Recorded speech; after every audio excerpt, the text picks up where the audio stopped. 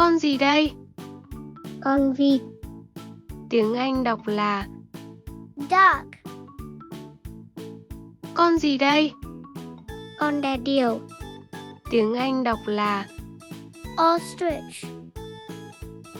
con gì đây? Con ngựa. Tiếng Anh đọc là Horse. con gì đây?